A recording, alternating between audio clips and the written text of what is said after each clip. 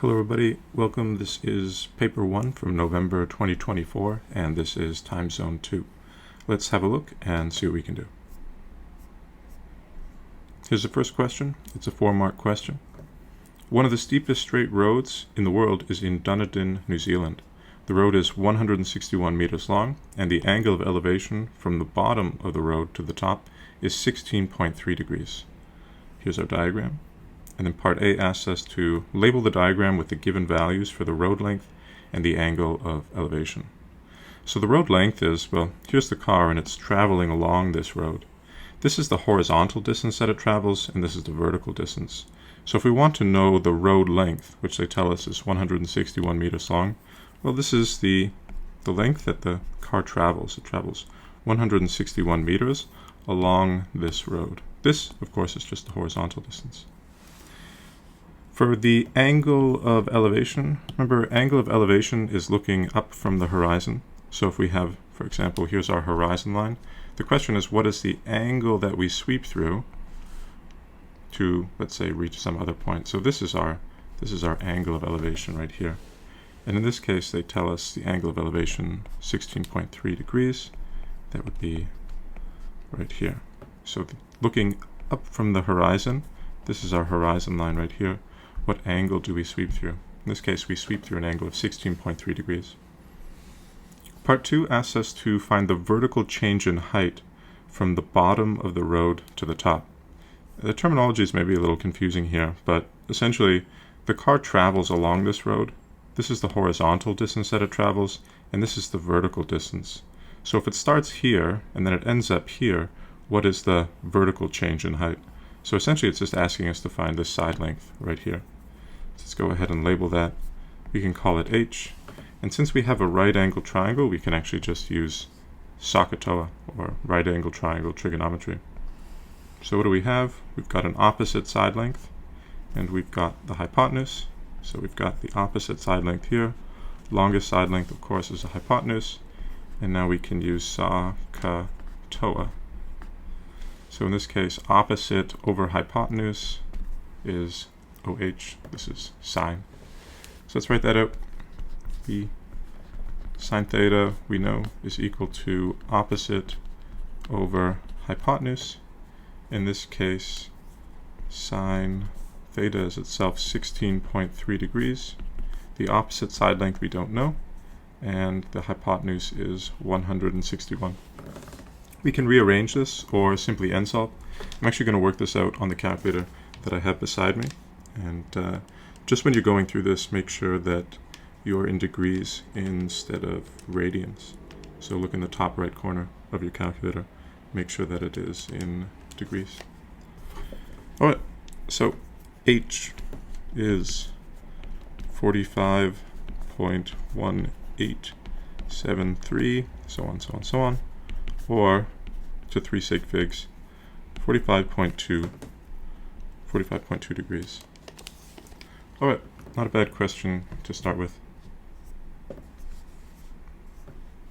Here we go. Question 2, 7-mark question. The scores on a test out of 7 points for 220 students are shown in the following table. So we've got 11 students. So this is a frequency table. We have 11 students scoring 1.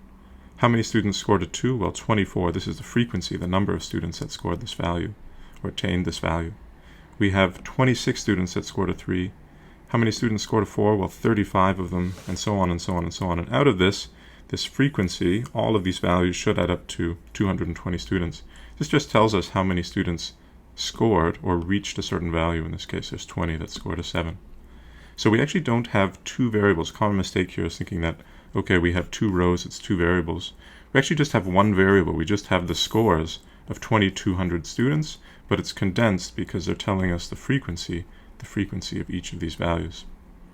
So part A asks us to find the mean and standard deviation of these test scores.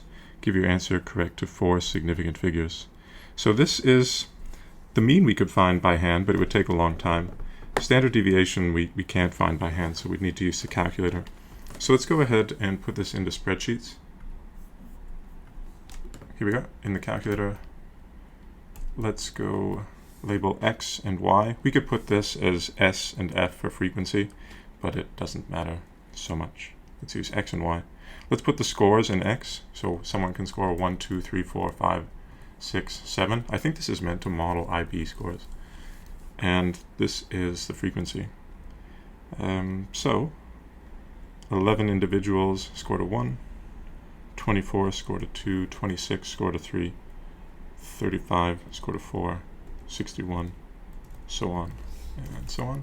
I always think it's a good idea to check, just because unfortunately you would just have one method mark going through if there was any kind of error in writing these out. So I'm going to do that. All looks good. Okay, so we actually have one variable statistics, one variable here, not two variables, because we're just concerned with score. Statistics, stat calculations. In this case, we just have one variable, statistics. Where did we put our values? In x. And where is the frequency, the number of people that scored each of those values, in y? All right, let's look at our values. And in this case, our mean is just given by x bar right here. This is our mean of 4.45455. So let's go back to the document really quick. Here we are. Part A, the mean, let's write x bar. So they asked us to 4 significant figures. So x bar is 4.5, whoops, 4.45455 to 4 significant figures. This would be 4.545. So rounding up from this 5 right here.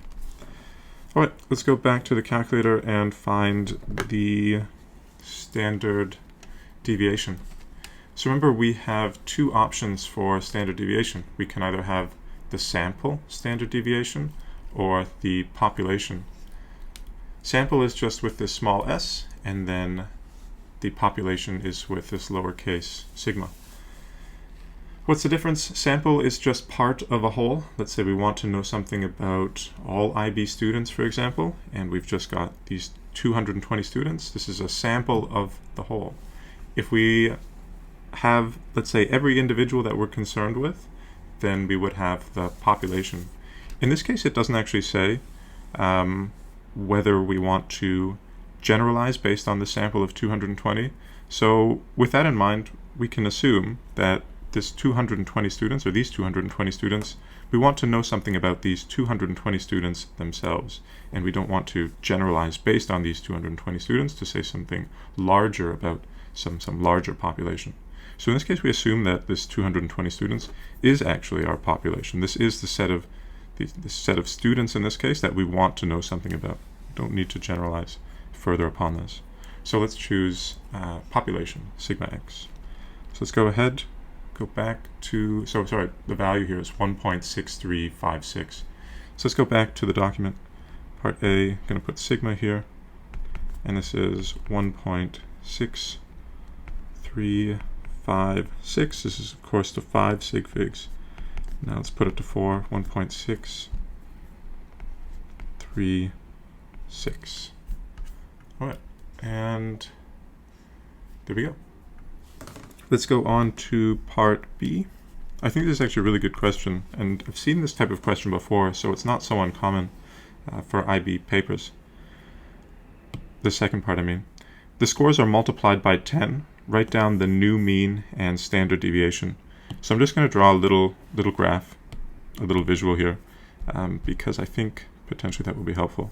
So remember when we're talking about normal distribution, and these look approximately normal, that is to say, actually no, they look a little skewed to the right, to be honest. Looks like they're centered around here and they trail off. But I'm going to show a normal distribution just a reminder of what mean and standard deviation is. So here is a standard normal curve. Let's imagine this is a standard normal curve. It isn't, but let's imagine. And let's say the mean in this case is 4.455. And the standard deviation is a measure of spread, right? So we have like 68% within one standard deviation, 95% within 2 standard deviations. Big standard deviation, things are spread out. Small standard deviation, they're clustered together. So this is our mean standard deviation. And let's imagine everything is suddenly multiplied by 10. What would that look like? Well, our mean itself, the average, each one of these scores would now be multiplied by 10. So now we have 10, 20, 30, 40, 50, 60, 70. And to be honest, if you could actually just do this and find the new mean and standard deviation. But looking at this graph, this standard normal curve, if our mean was once 4.455, and now every individual score is multiplied by 10, what would happen is our new score itself would be multiplied by 10. So our new average, since everyone's score went up by, well, tenfold, it was multiplied by 10, our new average would itself increase by 10. Or sorry, not increase by 10, be multiplied by 10. So in this case, our new mean, I'm going to write x bar is equal to 44.55. So everyone's score was multiplied by 10. The new average itself is 10 times as much as it was. And what also happens here, what is the new standard deviation? So remember, standard deviation is a measure of spread. Before, if our scores are just out of, well, 1 to 7, or they range from 1 to 7, our standard deviation was 1.636. If now the scores are multiplied by 10, the distance separating, let's say, one person's value from another, also increases by a factor of 10. So the measure of spread, they're not just, this isn't the value right here, this standard deviation of 1.636 isn't going to describe the measure of spread for our new value. This measure of spread as well is going to be, well, increased by a factor of 10, because our scores themselves are increased by a factor of 10. So they're 10 times more spread out as they were before. So in this case, the new value would be 16.36. That's our new standard deviation. So simple kind of intuition. Before, our average was 4.455. Everyone's score increased by a factor of 10. The average increases by a factor of 10. How spread out are the values? Well, before, when it was just from 1 to 7, they were, well, this was our measure of spread. And now the scores are increased by a factor of 10. They're 10 times as large, and now they're 10 times as spread out as they were before. Or the distance, the measure of spread is itself increased by 10. All right, let's go to part C. After the scores have been multiplied by 10, 30 points are added to each of them. Write down the new mean and standard deviation. Another kind of great question. I'm going to use this standard normal curve. So this was our standard normal curve. This was our mean after we multiplied it by 10. And now they're adding 30 points to every individual score. So what does that mean? The person that got 10 now has 40. The person that got 20 now has 50. Everyone's score has increased by 30. And so what we're doing effectively is we're shifting this standard normal curve to the right. And so our new mean would be, well, 30 higher than it was previously. Essentially, we've got the same distribution. The standard deviation wouldn't change, but we're shifting everybody's score to the right. And so now it's 44.55 plus 30, so this would give us 74.55. Everybody's score increased by 30. And so the new average is also increased by 30. So here is C. Let's say the new mean, once again, is going to be, well, 44.55 plus 30, or what would this be then?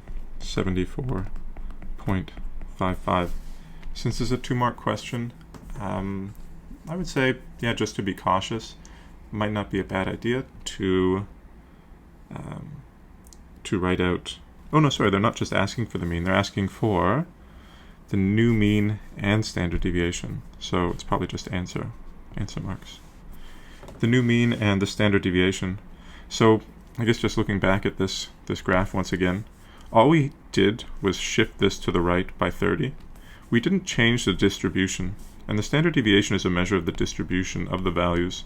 So since we just shifted this thing to the right, The standard deviation doesn't change. That is to say, the measure of spread didn't change. They're still as spread as they ever were. They're just shifted to the right. So in this case, the standard deviation would remain the same at 16.36. And that would be our answer in the end. Okay. Part 3. Tickets to enter a theme park are priced at $A for adults and $C for children. A school group of 6 adults and 50 children paid a total of $1,292. A family of 2 adults and 3 children paid a total of $130. Write down 2 equations that represent this information. Alright, so first part, we want to set 2 equations. If we look actually further on in this question, it's asking us this hence. This hence means draw on this information to then find an adult ticket and a child ticket. And just to kind of provide an overview of what's going on, we can get 1 equation, 2 equations, and then if we want to solve for A and C, we have 2 equations, 2 unknowns, and that suggests that we can use a system of equations or linear solve to solve this. So here we have A for adults and C for children. And let's actually just use these values that they put up here for us. So we have 6 adults and 50 children, and they paid a total. So this means the cost, essentially, or the price paid, is equal to $1,292. This would actually be one of our equations. And similarly here we have 2 adults plus 3 children paid a total of $130. So if this is the total amount that someone pays, in this case this $130 payment is going to be made up of 2 adult tickets and 3 child tickets. We don't know how much an adult ticket costs right now, or how much a child ticket costs, but we know that 2 times that amount for an adult ticket plus 3 times that amount for a child ticket should equal to $130. Same here, 6 adult tickets, we don't know how much it is, plus 50 child tickets, we don't know how much this is equal to $1,292. So we've got 2 equations and 2 unknowns. I guess we can write it out here just for clarity. 6a plus 50c is equal to $1,292. And here we have 2a plus 3c is equal to 130. So we've got 2 linear equations. Linear because there's just a 1 here. There's no squares or cubes or anything like that. We've got 2 linear equations and 2 unknowns. And now they're asking us to find an adult ticket and a child ticket. So let's go ahead and head back to the calculator here. And 2 equations, 2 unknowns. Let's go into algebra and let's solve a system of linear equations. We have 2 equations. We could use x and y, but we can use a and c just because those are our values. And we have 6a plus 50c is equal to 1292. And we also have 2a plus 3c is equal to 130. Okay. These are our 2 equations. After that, let's press enter. And here we go. $32 for an adult ticket and $22 for a child ticket. So hence, find the price of an adult ticket and a child ticket. So let's go B1. This would be A is equal to 32 and B is equal to 22. I guess I should say as well, sometimes when I draw these or write out these explanations, I put values in here and my answer here and so, but remember at the very, very beginning it says all answers must be placed within these boxes. So I do it just because there's not a lot of space, but when you write your final, make sure to put it in these boxes. Okay. Rounded to the nearest 1,000, there were 101,000 visitors at the theme park last year. Write down the lower bound for the number of visitors last year. Okay. So they're telling us that this 101,000 is a value itself that was rounded to the nearest 1,000. So this isn't the exact number of visitors. This is, well, it's in some sense our estimate, or not an estimate, but it's a value that has been rounded to the nearest 1,000. So it might have been lower, but the question is, what is the absolute lowest value that it could have been while still attaining this 101,000? So let's write C right here. Let's keep it blue, I suppose. C. So I'll draw a little visual, and this is our current value of 101,000. And we know that, well, just for an example, this could have been 0.999, and we would have rounded up to the nearest thousand here. And similarly, it could have been 800, and we would have rounded up to the nearest thousand. What about, 600? Yes, of course, 6 and up we round. What about, well, in this case, 5,000? Well, yes, 5,000 we would round up. Maybe a simpler way to say it is, imagine if we have 101,000. What could it have been? Well, it could be 100.5, I suppose. 100.5 thousand. I don't know if that's a clear explanation, but essentially what is the lowest possible value it could have been in exact terms before we rounded it up to the nearest thousand. And you can see that if it was anything lower, like 499, then we would round down. We would round down to just plain 100,000. So in this case, 100,500. This is our answer in the end. Okay, write down the lower bound for the number of visitors. 1 mark question, just the answer itself. Okay, moving on. Question 4, a 5 mark question. Consider the following triangle ABC such that AB is 35, BC is 36, and CA is 42. Find the value of CAB. Alright, so remember, what are they referring to when they're talking about CAB? Where that top hat is, that's our angle. Sometimes we also write it like this, where that middle value right here is the angle that we're concerned with. I think this is a really, almost a generous question because it's out of context. It's very straightforward application of non-right angle trigonometry. So let's go ahead and work it out. The thought process when approaching some of these might be, okay, we've got a triangle question, right angle or non-right angle. Here it's non-right angle. And then we have sine rule, cosine rule, or area formula. In this case, sine rule is always going to be the easiest one to apply, so we can ask ourselves, can we use the sine rule? Sine rule is angle, opposite side length, angle, opposite side length. And we see here right away that we don't have any angles, so sine rule won't work. So this tells us that cosine rule is our only opportunity, our only option left in some sense. So cosine rule, remember, we need 3 side lengths, 1, 2, 3, and an angle. And we actually have 3 side lengths. We don't have an angle, but if we have 3 out of 4, then we're good. So cosine is our bet in this case. I will go to the formula booklet and show you cosine rule. Here we are. Okay, so here we are, geometry and trigonometry. Cosine rule is right here under 3.2. They give us 2 versions. This is for finding side lengths. This is for finding angles. I think generally speaking, this one is the easiest to apply. I believe that's the case. And since we can use nsolve, this one I think is more straightforward. It shows us the pairing of angles and side lengths a little more clearly. And I'll show you what that means when we get back to this question.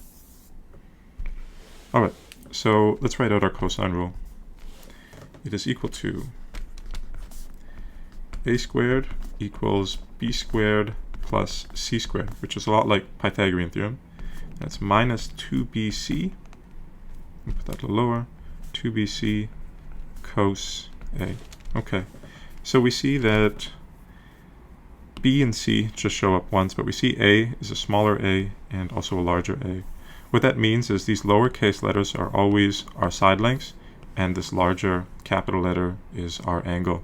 So what we're doing is we're pairing this side length with this angle. So, it's loud.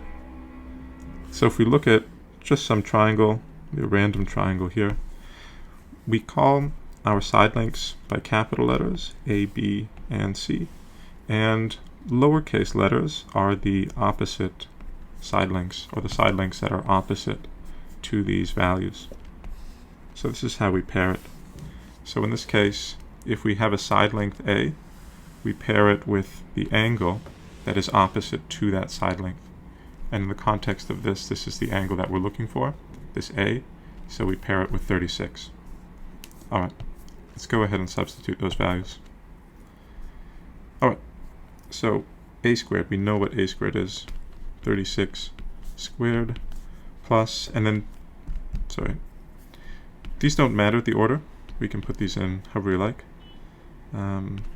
42 squared plus 35 squared minus, and then here they are again, 42 times 35, and then cos, and in this case, remember this pairing right here. Cos, and then we actually don't know what it is, so let's just call it, we can call it x or theta. Let's call it cos A. Okay. From here we have one unknown, so we can go ahead and end solve for A. Alright, let's go to the calculator screen and work this out. Remember, just make sure you're in degrees. Here we go, menu, algebra, numerical solve. Alright. 36 squared equals, and then we can just plug in these values. Whoops. 35 squared minus 2 times 42 times 35, and then this is all multiplied by cos. I'm going to use x just because it's very standard. Alright, just going to check that everything's good. 36, 42, 35, 242, 35, and cos x. Okay, there we are. 54.8 degrees. Okay, heading back to the document here. So I'm going to write it out just using the terminology that they have. CAB, or we could say angle A, I suppose, is equal to 54.8 degrees. Okay, not bad. 3-mark question. Make sure to, well, show your cosine rule and then the value. Alright, part B. Find the area of the triangle. So let me clear up some of this. In this case, remember, often a good IB question, or so many IB questions, they don't ask you to solve something just in isolation. So it's not just find the angle here and then do something completely different here. Oftentimes, finding one part, they ask us to make use of it. So we just found that this angle CAB was 54.8. So we know this about our triangle right now. We know that that's 54.8 degrees. Now they're asking us to find the area of triangle ABC. So we can't use just the area formula of a triangle, the standard one that we use for base times height over 2. This is a non-right angle triangle, so we would use the area formula for a non-right angle triangle. Just maybe a little more explanation, but not too much. Simple area of a triangle, this base times height over 2, is when we have the height and we have the base, and it's just base times height over 2 as an area. We don't actually know the height right here, the distance from the base, so we can't use that. So let's go to the formula booklet really quick and find the area formula for a triangle. Here it is. Area of a triangle, this is our non-right angle triangle section right here, is half AB sine C. So let's go back to the document and just unpack what this means. Alright, so I'm going to write it in here. Area is equal to half AB sine C. Okay. So what are we talking about? AB we know are side lengths. This larger C we know is an angle. How can we use the area formula? I'm going to draw a quick triangle and just give kind of a demonstration once again. So here, let's call this, let's use the same values that they use here for A, B, and C. Don't worry too much about this A, B, and C. Actually, I'm even going to reduce the labels here. What we need to use the area formula is we need two side lengths. So in this case, A and B. And we need what's called the included angle. So if we have these two legs of a triangle, we need the angle that is between. So we need what's called the included angle. So anytime we have two side lengths and the angle between, specifically this angle between these two side lengths, then we can apply the area formula. And we have that here. We found that with this angle. So we have one side length, another side length, and we know the angle in between. So let's go ahead and substitute those values. 1/2 A doesn't matter so much. There's one of the side lengths. There's the other side length. And I'm going to get rid of this. And the sine of the included angle is 54.8. So there we go. Two side lengths and the angle in between. I'm going to go to the calculator and work this out. So we've got 1/2 times 35 times 42 times sine 54.8. Okay. Looks good. 600.602. Okay, let's go back to the document. I'm actually going to take this and bring it down here. All right, and our final answer is equal to 600.602, or to 3 sig figs 601, and our units are centimeters, so this would be centimeters squared. IB doesn't often require units. I'll bring up, here we are. Actually, here's the mark scheme right here. So correct units must be seen for the final A1 to be awarded. So I would say it's always safe to put units, even though there is some kind of inconsistency.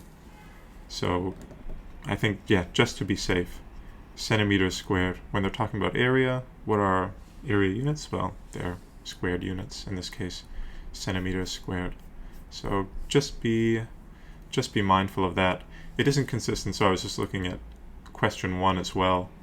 In this case, our distance for the vertical height that this car travels is 45.2, and this bracket here means not necessary to put m.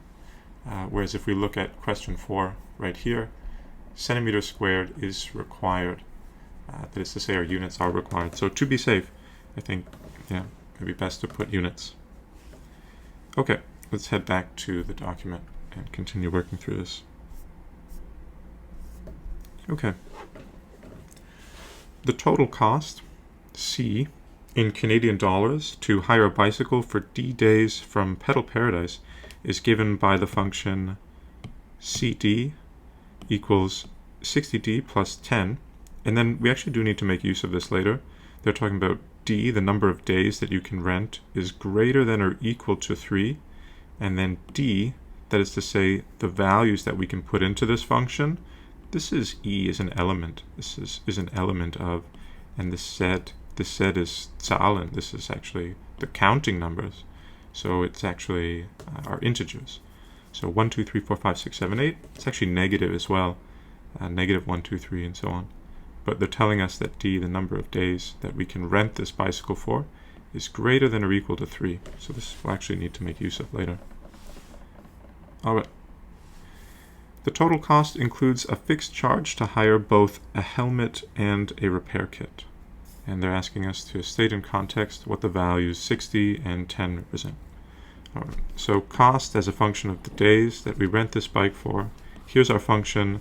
What do the values of 60 and 10 represent? Alright. So here we know that the 60 refers to the slope, that is to say the rate of change. And in this case it's $60 for every single day that we rent this bike. So it's essentially, we have some fixed charge, which is usually our y-intercept, what we need to pay irregardless of the time that we rent it for. And then this slope, the slope itself would be the price per day. And so in this case, 60 represent the cost per day of bike rental, of renting a bike.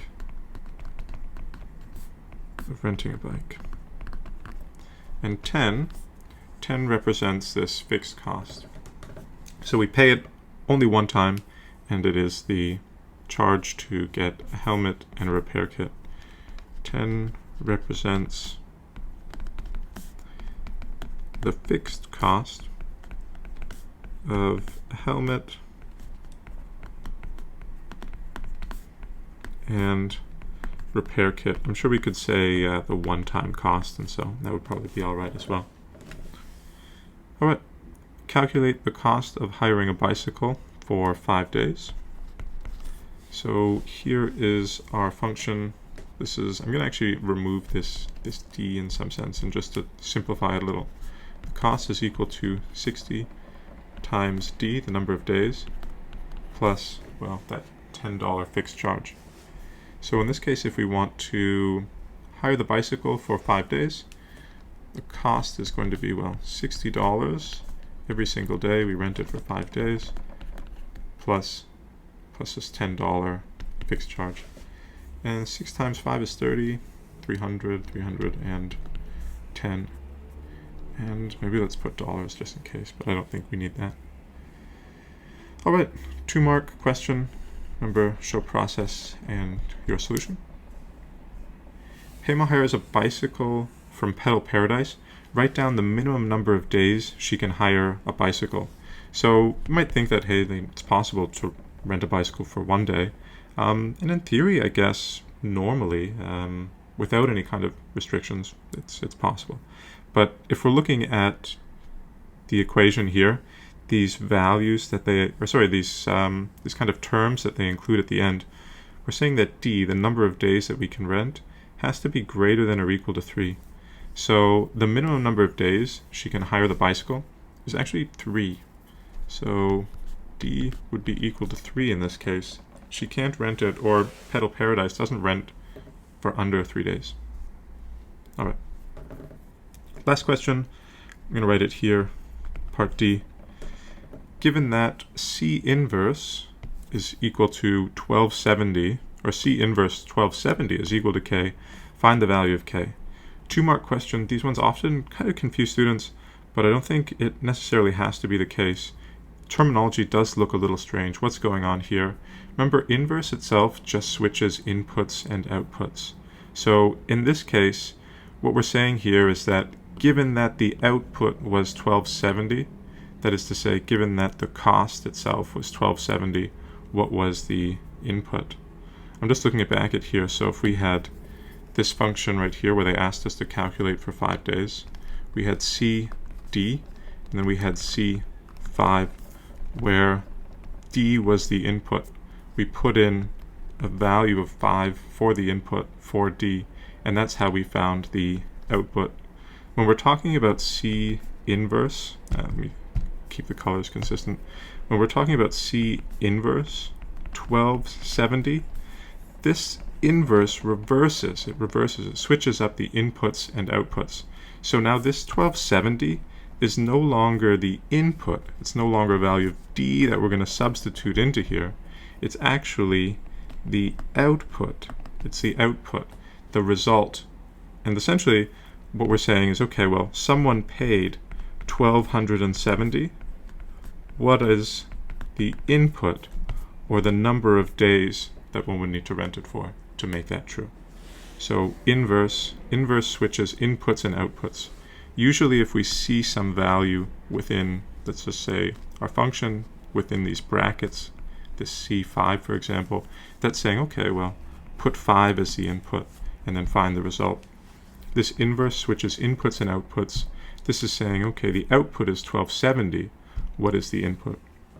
Simply stated, whenever you see this inverse, we can just set that to the output, and then we can solve for the value of d, in this case, the input.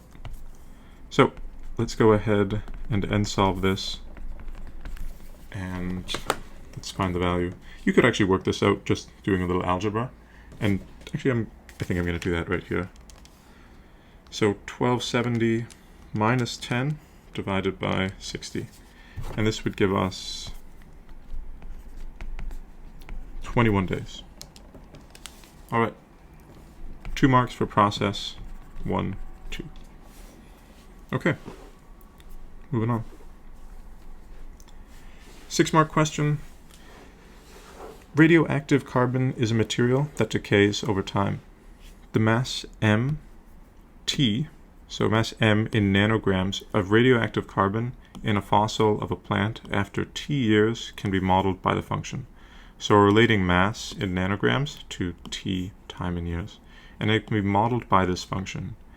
M of t is equal to 120 e raised to the power of negative 0.000121, and then there's our t, our time value, where t is the time since the plant died.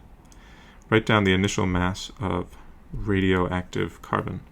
So this is a classic kind of exponential question, and these are the ones that occur so often that I think strongly recommend a good idea to get familiar with. So many start off, here's a function, what was the initial value? Oftentimes they give you 2 points to substitute and you find some unknown. These kind of questions show up pretty often, so let's go through this. Write down the initial mass of radioactive carbon. Essentially, the initial mass would be right after the plant died, or when t is equal to 0. So here's our function once again.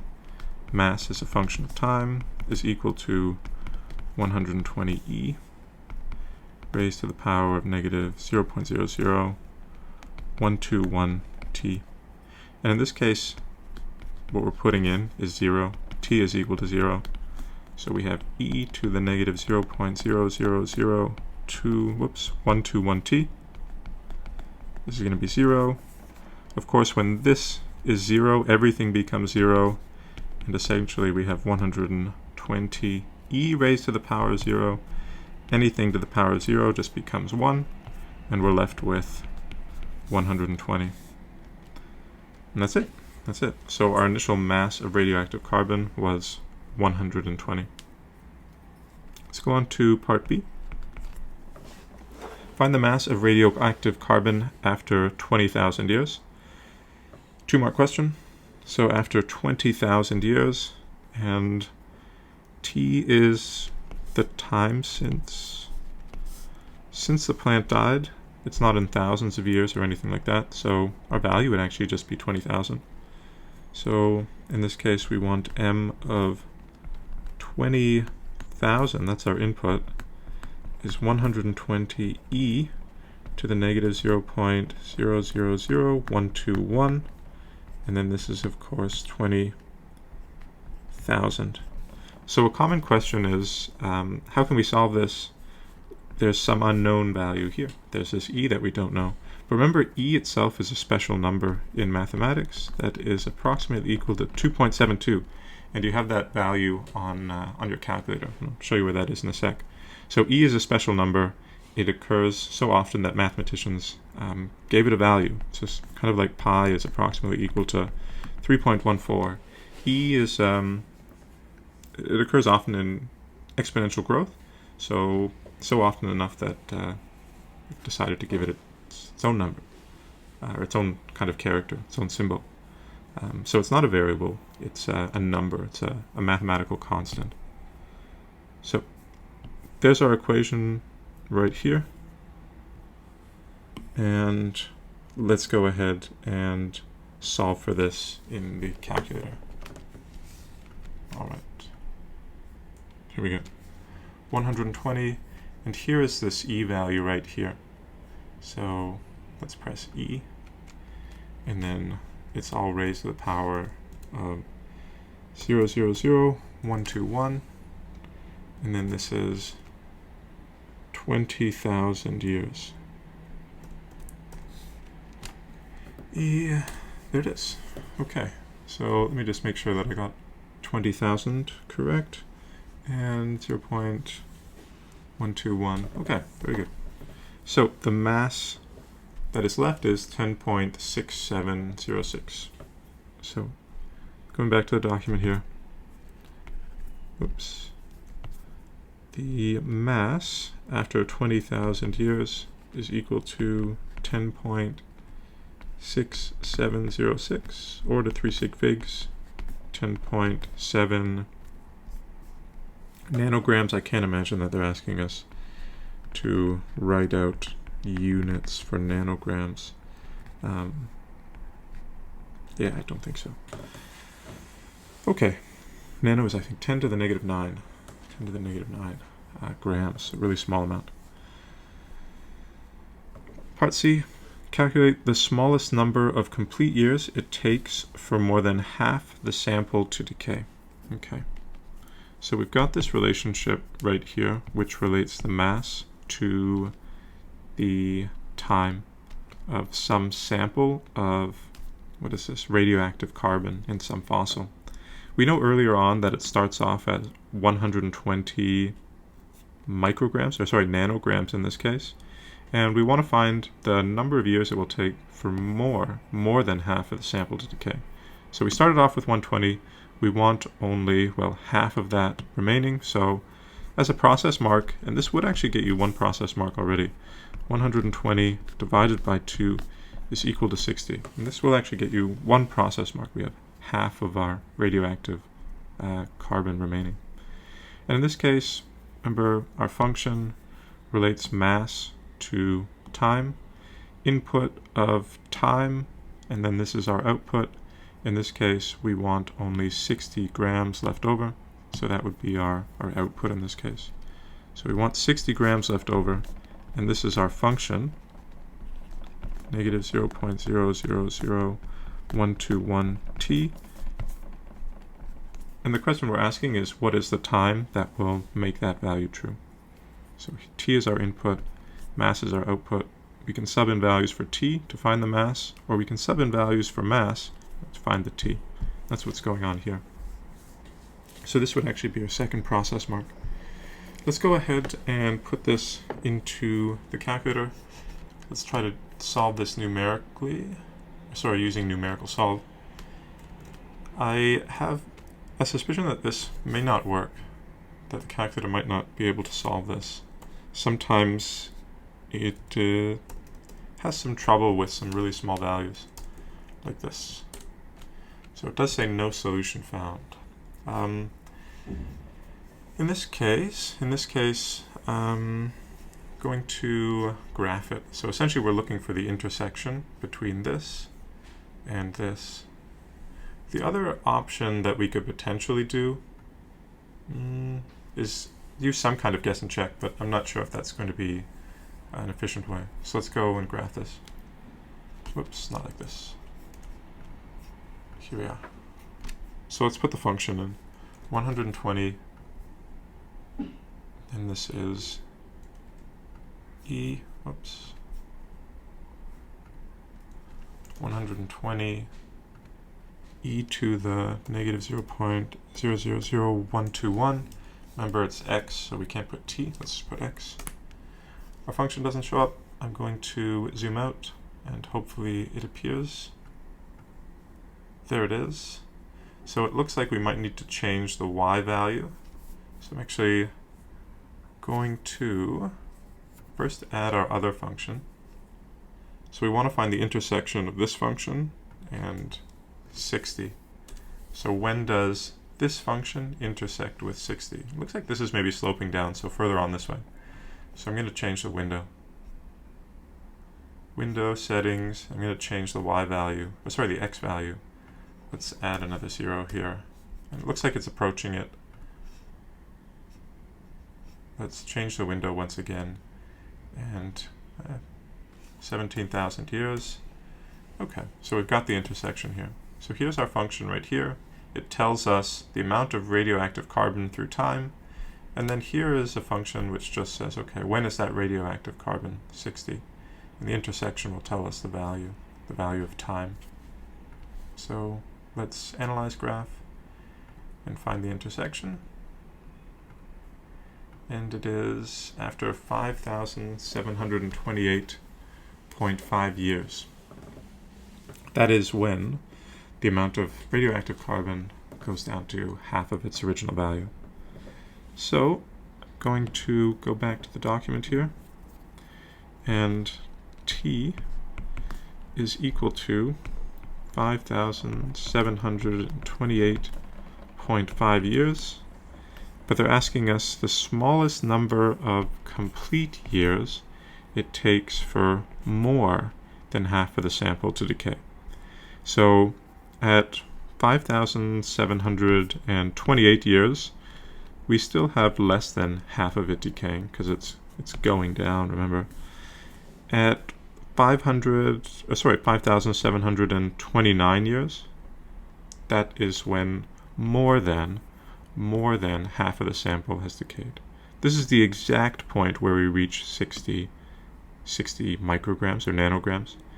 A little time after that, that would have more than half of our material would have been decayed. We started off with 120, and we'd be just under 60 at this point because it's sloping down, and at that point we would have more than half of our value has decayed. So complete years would be 5,729 years. All right, and that is that. 3-mark question. This is 1 mark, 2 marks, 3 marks. Okay. 7-mark question. Looks like a probability distribution question.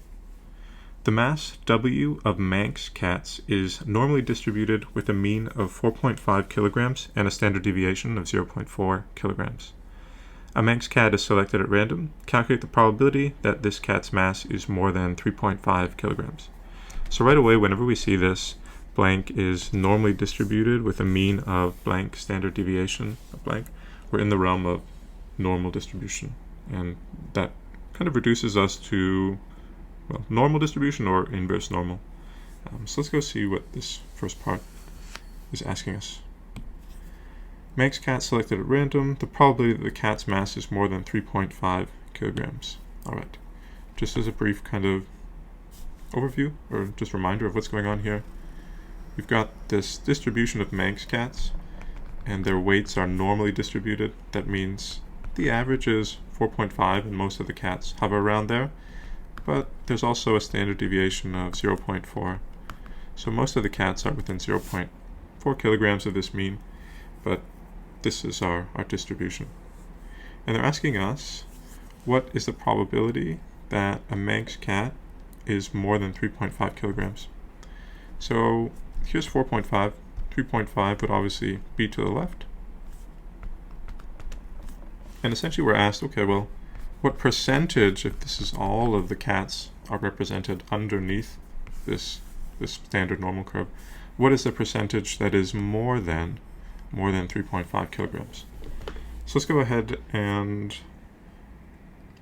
work this out on the calculator. We're going to need to find a normal distribution. So menu, probability, distributions, and in this case we have normal CDF. We always use normal CDF actually. Our lower bound, the cat can be, we want it to be more than 3.5 kilograms. So 3.5 kilograms. We don't need to put 3.6 or anything like that. 3.5, 0.00001, infinite 0.0001 would be enough. So 3.5 is actually our lower bound as it is, even though it says more than. Our upper bound, we just want to put something sufficiently large. 100 should be okay. The mean is 4.5, and our standard deviation is 0.4. Okay. Lower bound 3.5, upper bound just something large enough to cover all the weights to the right, all the cats that are further to the right. Mean 4.5, standard deviation 0.4. Okay. So there it is. Let's go back to the document and write this out. You can actually, I'll write it out. Maybe I'll grab this. We can use this as our process as well. Remember, you can always sketch normal distributions for process marks. The IB does accept calculator notation as well, so I'm going to write norm CDF, and then 3.5, 100, 4.5, and then 0.4, and what this equals is 0.99379, or to 3 sig fig 0.994. I don't think they're asking for any finer kind of 4 sig figs or anything like that. All right, let's go on. The following curve represents this distribution. It is known that PW less than A is equal to 0.1 and PW greater than B is equal to 0.1. So what does this actually mean? It's saying that, remember here they told us the mass W of Manx cats. So essentially what they're saying is the probability that the mass is less than A is equal to 0.1, and the probability that the mass W right here is greater than B is equal to 0.1 or 10%. Now they're asking us to find the value of A and find the value of B. So what we can do here they gave us a cutoff point and they asked us to find the percent. Here they're giving us a percent and asking us to find the cutoff point. This is standard norm CDF. If we want to find the cutoff point and they're given the percent, it's the opposite, and in that case we need to use inverse normal. So let's go ahead and head back to the calculator here. So menu, probability, distributions, in this case inverse normal. We're given the percentage and we want to find the cutoff point. So in this case it's the area. So actually just heading back to the document one sec. So what the calculator does is it sweeps through the area starting from the left, and then it will find that cutoff point. So if you feed in an area of, let's say, 0.1, it will sweep through 0.1 or 10%, and then it will find you the value that it gets to. If you feed in a value of 0.4 or 40%, it will sweep through going from the left to the right to 40%, and then it will find some cutoff point. Here we want to find the cutoff point that is at 10%, so we want it to sweep through a value of 0.1. All right, mean is once again 4.5, and the standard deviation was 0.4. All right, and there's our value, 3.987. So I'm going to go back to the calculator and write that out. I'm going to write it out here actually. Inverse norm, and then we're putting 0.1, 4.5, 0.4, and this is equal to 3.987. 3.987, so let's round that up to 3.99. So before we go on to the next one, this part right here, find the value of B. The idea is that in this original case, the calculator just needed to sweep through a value of 0.1 or 10%. Here it's going to need to sweep through a value of, well, 90%. It's going to need to sweep through 90% to get to that final 10%. So we can use inverse normal once again, and just keep that in mind. All right, probability, distributions, and let's go inverse normal once again. Area sweeping through 90% to reach that last 10%.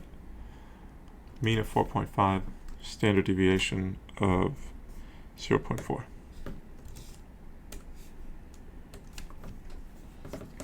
Didn't work. Gonna try that again. All right, 0.9, 4.5, 0.4. Let's see. Here we go. 5.0126. Okay. Gonna head back to the calculator and write this out. Inverse normal. This is 0.9, 4.5, 0.4, and then the value is 5.012 or 5.01, which should be fine. Okay, last part of this question. Two Manx cats are selected at random from a large population. Find the probability they both have a mass less than 3.5 kilograms. Okay, so there's a large population, and that's essentially saying that we can assume that these are independent of one another. That is to say, taking out one of the large cats doesn't reduce the overall chance of us selecting another large cat, because there's a lot of them. In this case, what is the chance that we could have both have a mass less than 3.5 kilograms? And a few different ways we can actually work this out. You can think of a tree diagram in some ways, as in, I don't know if this is too non-standard, but we can say less than 3.5. They're either less than 3.5 or they're going to be greater than 3.5. And if we know the probability that it's less than 3.5, maybe I'll actually write that out. And I'll keep it as it is. Less than 3.5 or greater than 3.5. If we know the probability of each of these events, then that would be, well, they would be complements of one another. It can either be less than 3.5 or greater than 3.5. And then, of course, the second cat could either be less than 3.5 or greater than 3.5. And what we're looking for is the probability that, well, the first one is less than 3.5 and the second one is less than 3.5. And we know that we multiply along the channels if we want that to be the case. So I'm going to move this over here. In a sense, we want the probability that it's less than 3.5 times the probability that it is less than 3.5. So what is the chance that this is going to happen twice? We can work this out just based on our probability distribution, and we could do that, or potentially we could even use this value. We know the probability that it's more than 3.5. The cat either is more than 3.5 or it's less, so we can take the complement. We could do 1 minus the probability that it's more than 3.5, and that would equal the probability that it's less than 3.5, because everything is left over. Cats are either more than 3.5 or less. If the total population is 1 and we take off everything that's more than 3.5, then we're just left with the ones that are smaller than 3.5. I'm actually going to go and work this out from the beginning just to get a full level of accuracy. So in this case, I'm going to go into the calculator, probability, distributions, and in this case I want to again find the probability that the cat has a mass less than 3.5. So in this case, lower bound is 0. I suppose we could put a negative value just to make sure we sweep through. So maybe even just leaving the original value that they gave us as our lower bound. Our upper bound is 3.5, so we want everything to the left all the way up to 3.5, so everything less than 3.5. Mean of 4.5, standard deviation of 0.4, and let's find the probability that a cat is less than 3.5, and there it is. What we want to do is we want to multiply this by itself. So essentially multiplying by itself is squaring that value. And there would be our value. I'm not exactly happy with this because it's such a small value that the calculator is actually not giving the full range of values. So I don't really like doing this, but if I go document settings and then float, this is telling us the number of digits that they're going to give us, that the calculator will give us. And so, whoops, let me just find this again. This is the equation, or the setup, where the cat was less than 3.5. So I want to work this out again. And there's just with a few more digits. And now if we square this value, that is to say multiply it by itself, so it's a probability that one of them is less than 3.5, times this probability once again. This would give us 0.0000385, which gives us that 3 sig figs that we didn't have here. So let's go back to the document. I'll unpack that just a little more.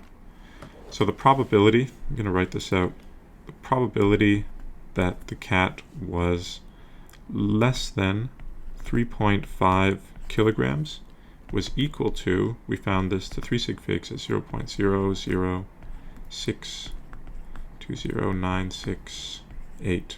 So keeping a lot of our sig figs. We usually want to round to 3 sig figs only at the end, only once we're finished.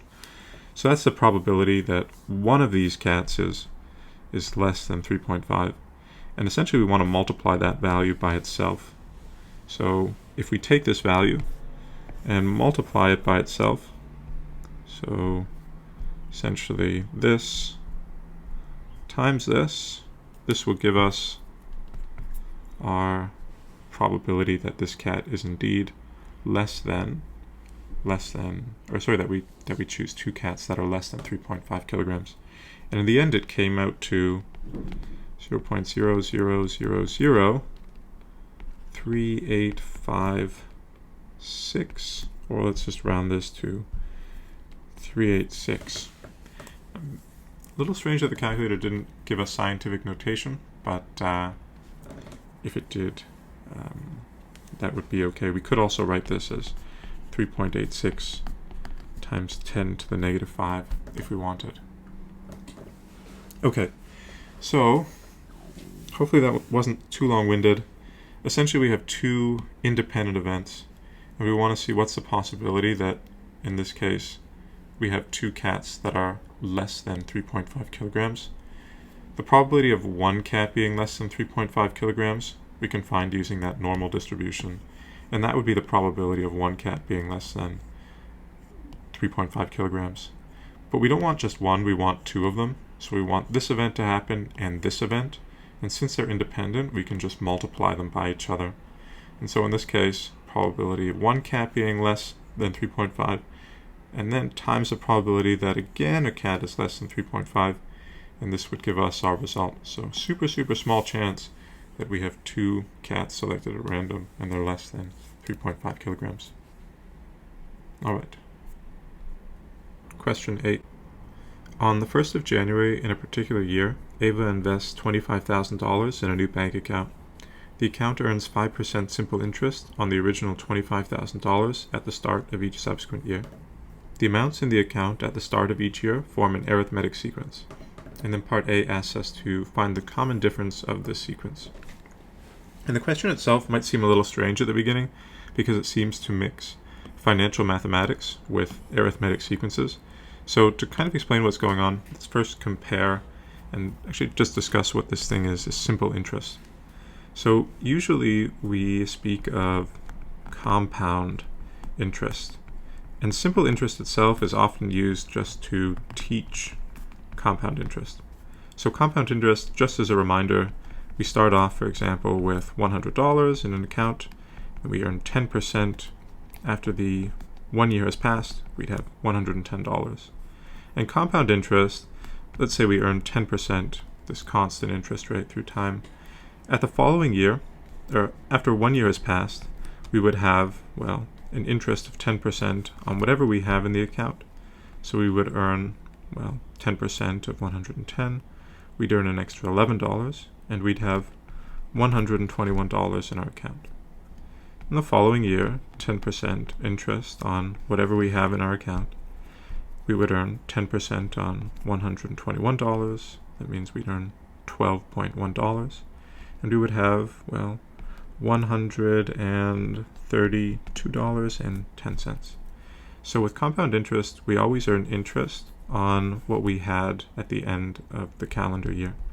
So in this case right here, we earn 10% on the $121 we have in the account.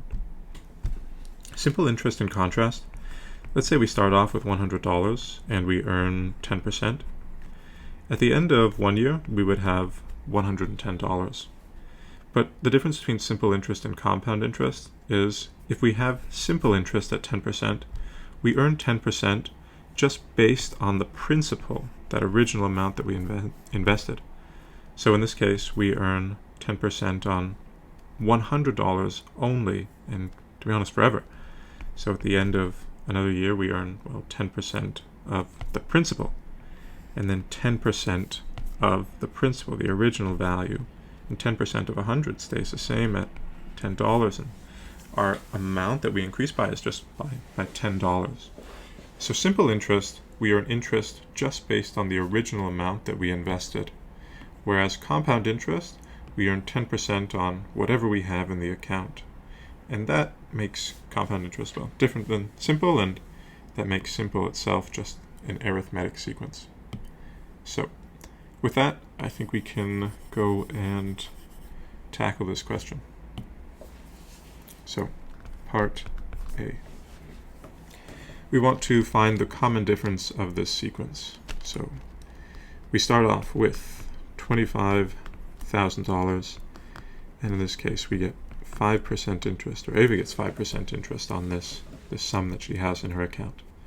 So 5%, 0.05, 5% of $25,000 is equal to 1,250.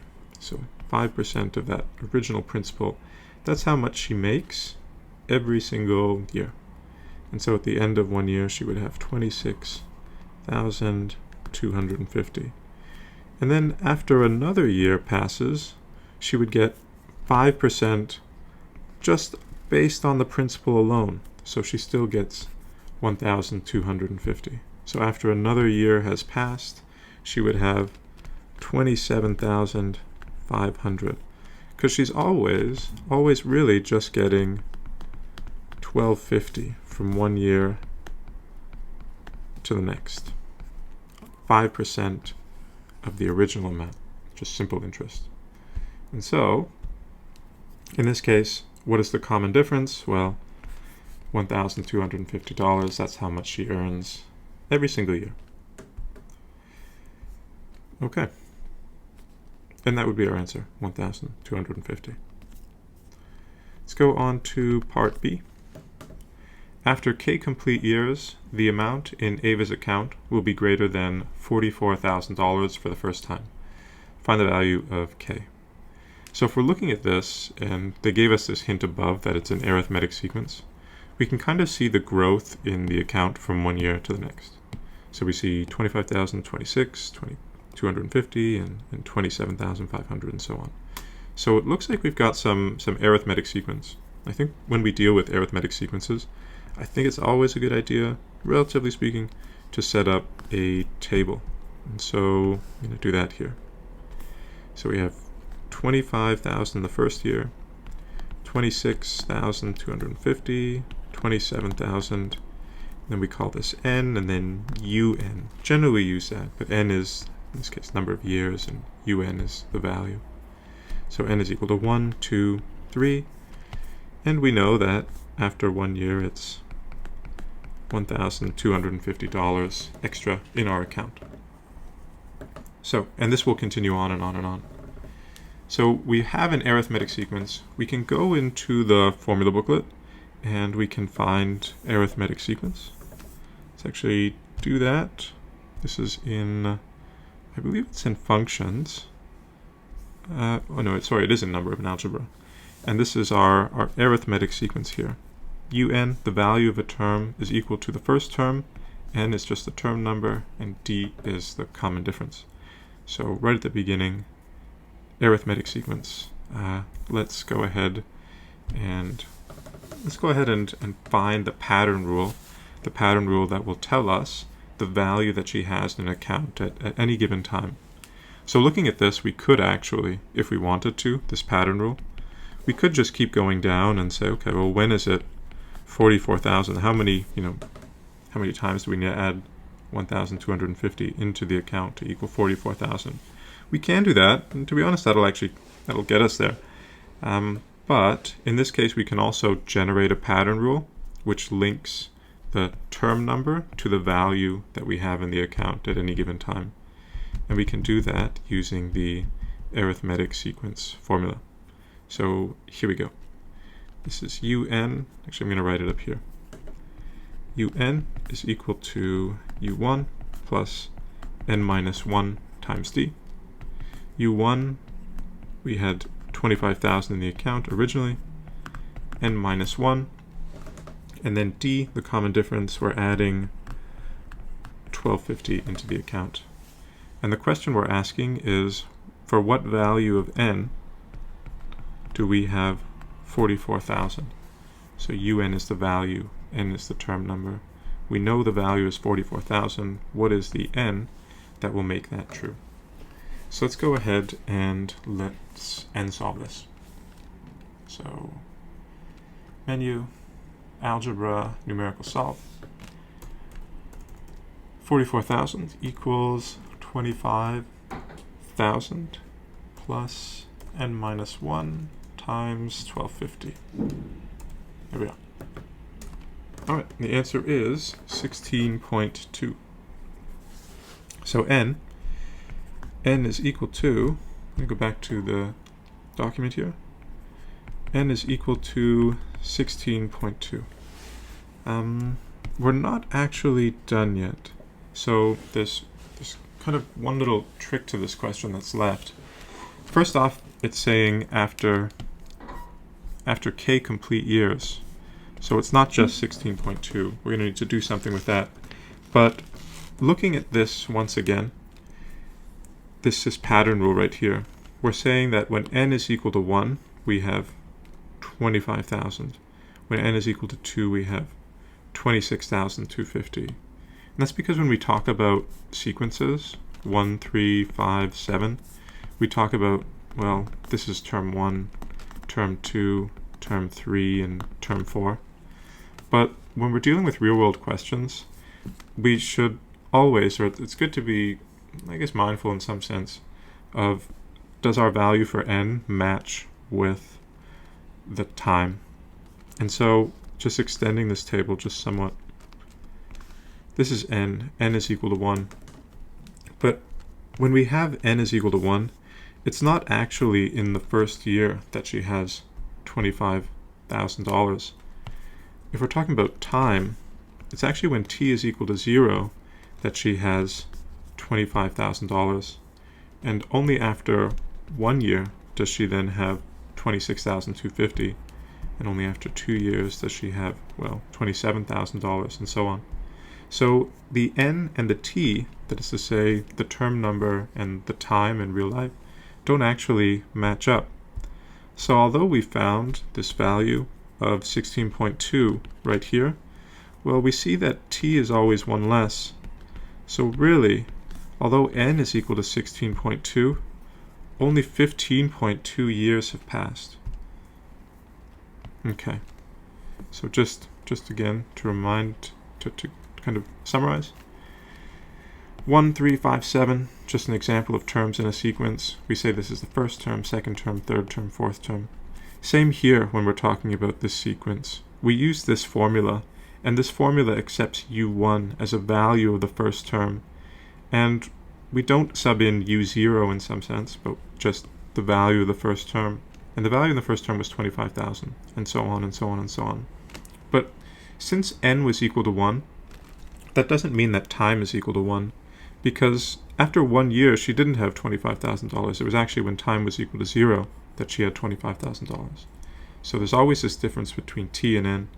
So when we plug this into our calculator and find n that makes this true, yeah, n is equal to 16.2, but that's not the number of years that have passed. Only 15.2 years have passed, because t is always 1 less than n. So if the number of years that have passed is equal to 15.2, then that would be the point at which she has $44,000 in her account. But we want to find the time where it's greater than $44,000. That would not be until 16 years has passed. So 2 reasons to think of this. We want, first off, complete years.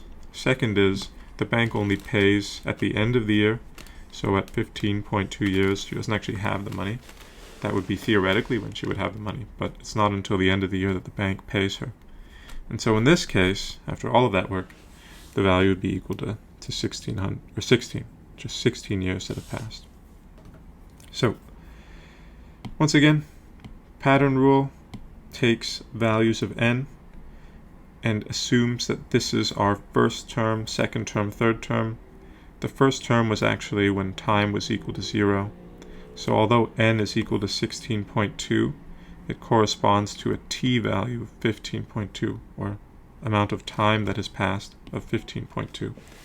Rounding up, it's not until the 16th year, because we don't get fractional years when they pay us interest. So final value is 16. Alright. Fairly involved question. Number 9. The records at a driving school show that 55% of students pass their driving test on the first attempt. A group of 20 students take their driving test for the first time. As part of its quality control, the driving school uses a model. And what does this mean? This means x can be approximated with a binomial distribution of 20 trials and probability of success of 55%, where x is the number of students who pass the driving test. So just to summarize what this is again, this is saying x, that is to say the number of students who pass their driving test, can be approximated with a binomial distribution, and this is the number of trials. The number of trials, in this case, the 20 students that are taking the driving test, and this is the probability of success, in this case, passing. So what this says, once again, number of students who pass the test can be approximated by a binomial distribution, where the 20 students correspond to 20 separate events, and the probability of success, the probability of passing, is 55%. So first part, calculate the mean of x, the average number of students who pass, and the variance of x. So a measure of spread. So x is the number of students who pass. We're talking about the mean of x. Remember, there is a formula for this. Go into our formula booklet. We're in the realm of probability. Here we are. They're talking about binomial distributions once again. And here are these two formulas for us, the mean and the variance. Mean is n, number of trials, times probability of success. And the variance again is number of trials, probability of success, and then 1 minus the probability of success. So we have those two formulas here that we could be able to use with our binomial distribution. Okay, let's go back. So mean, we said, was ex equals n times p, or just np. N, number of trials, is equal to 20. Probability of success is equal to 0.55. And in this case, just working that out, I'm going to work it out right here. 20 times 0.55 would give us 11. So, in simple words, or kind of plain language, we have 20 students taking the test. We can expect 55% of them to pass. How many would we expect to pass? Well, we would expect 11. All right. Let's go on to the variance. Remember, our formula for variance was var x is equal to np 1 minus p. N, there are 20 students taking the test. The probability of success is 55, and then 1 minus 0.55 would give us the value of the variance in total. So I'm going to work that out on the calculator that I have beside me here. So 1 minus 0.55 times 0.55 times 20. This would give us a variance of 4.95. 4.95.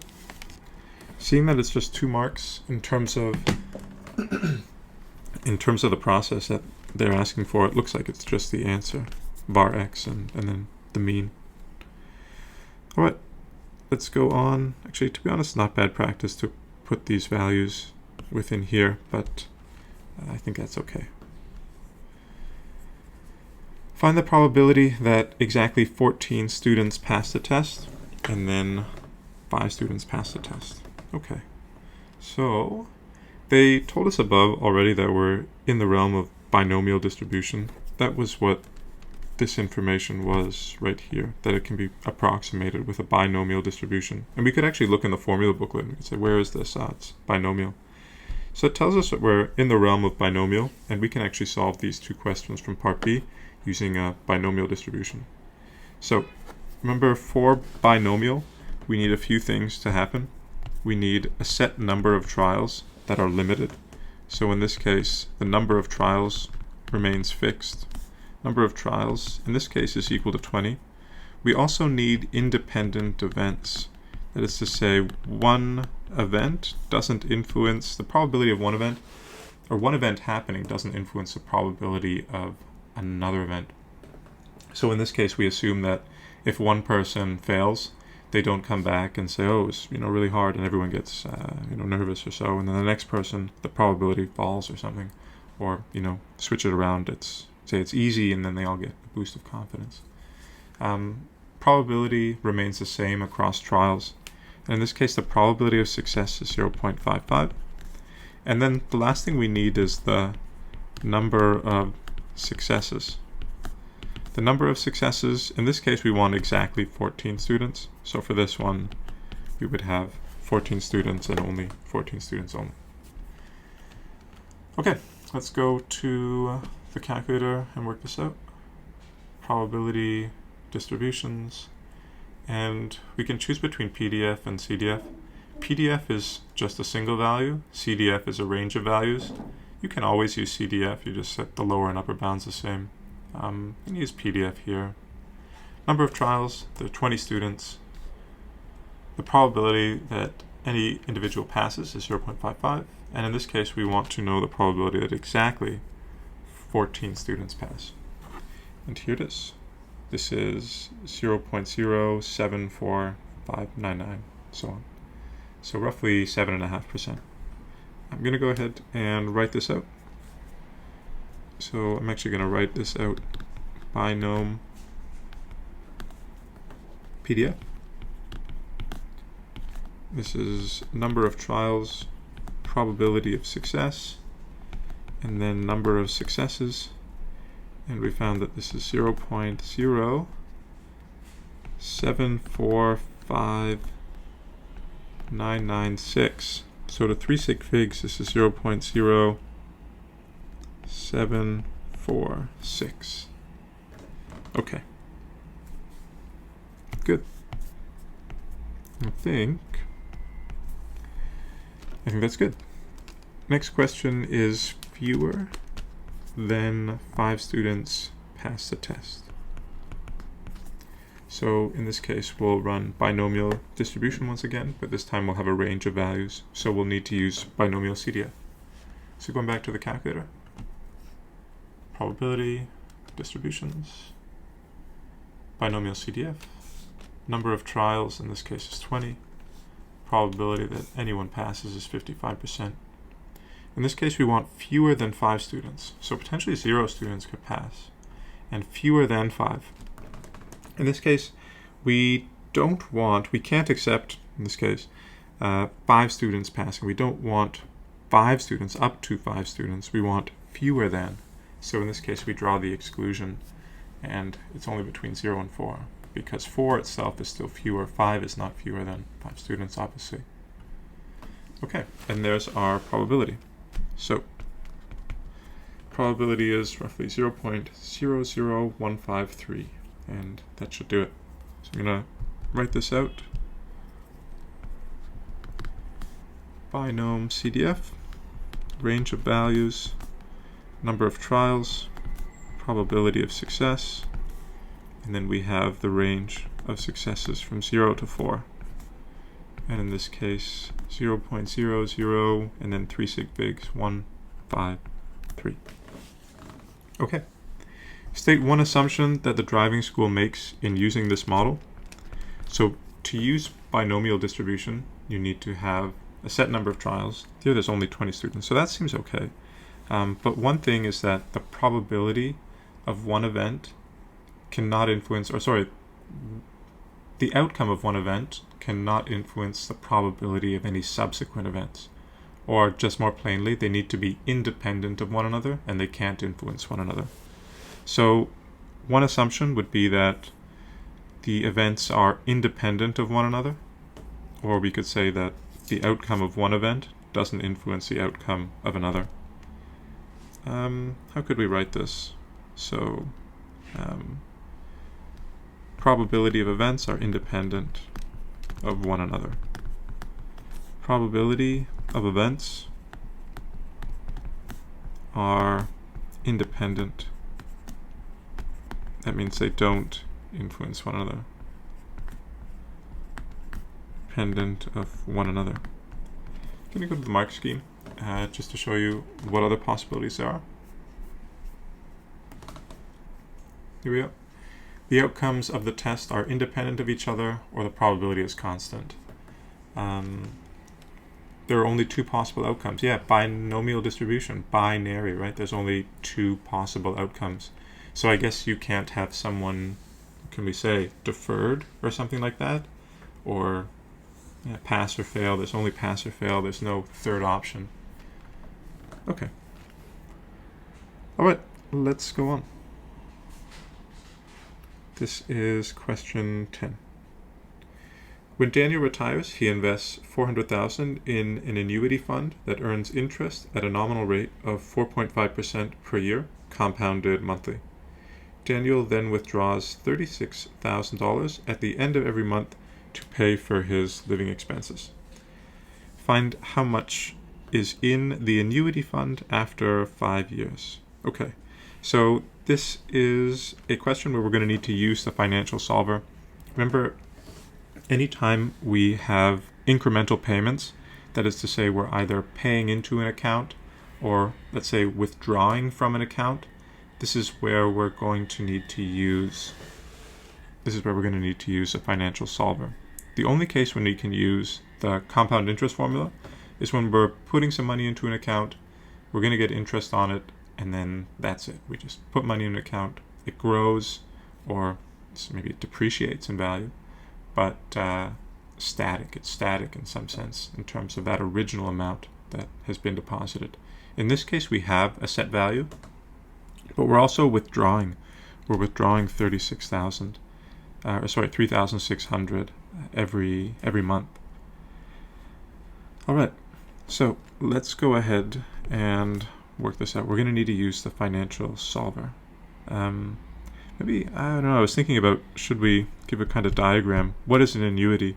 An annuity is something like a pension. So I'm just going to draw a little graph. I was thinking about this.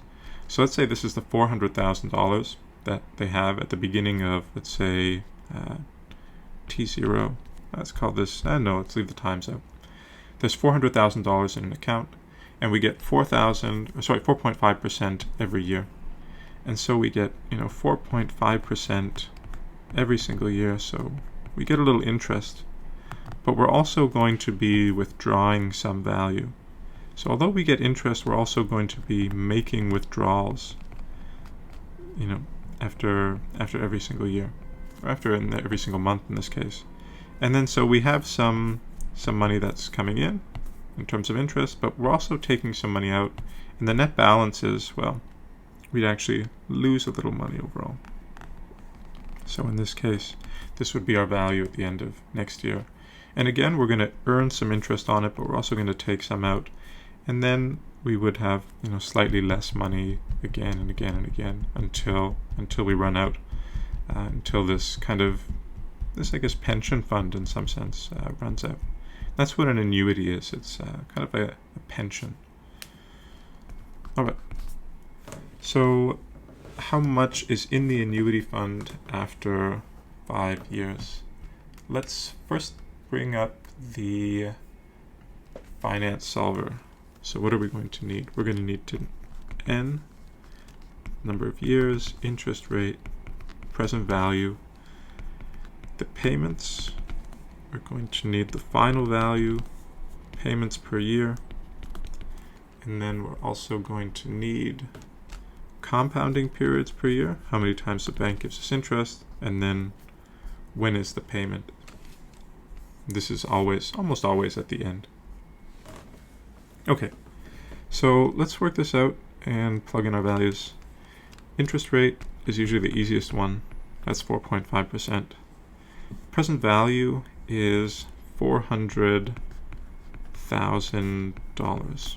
And that's how much we have in this pension or this annuity fund.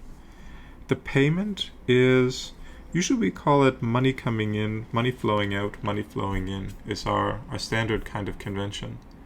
And in this case, we would have the payment. So what is happening, if we have the present value set to a negative as the money that we don't have at the moment, then the payment would be the $3,600 that we have flowing towards us. Another way to do this is we just need to make sure that these things are opposite. So if our present value in an account is 400,000, we can also set this equal to 3,600. But we just want to draw a distinction between where the money is. In this case, the money is in the account, and here we are withdrawing money from that account. As long as we switch up the signs and they're different, then we should be okay. Final value, we generate withdraws at the end of every month, find how much money is in the account after 5 years. So final value is actually what we're trying to solve for. Payments per year, this is Daniel's payments in this case, and he's withdrawing at the end of every month. So payments per year is 12. Compounding period, how often does the bank give us interest? 12 times a year as well. N is number of payments, so it's always linked to PPY. In this case, it's 5 years, so 5 times 12, 12 payments every single year, so N itself would be equal to 60. So once again, N is total number of payments, it's linked to PPY, 12 payments over 5 years, 60 total payments. And it looks like we've got everything. So let's go to the calculator to work this out. Menu, finance, financial solver. So 5 times 12. Interest rate 4.5. Present value at 400,000 in our account. Taking out 3,600. Final value we want to know. 12 times we're going to be withdrawing money. 12 times the bank is giving us interest, or 12 times it's compounding the interest at least. And then payment is at the end.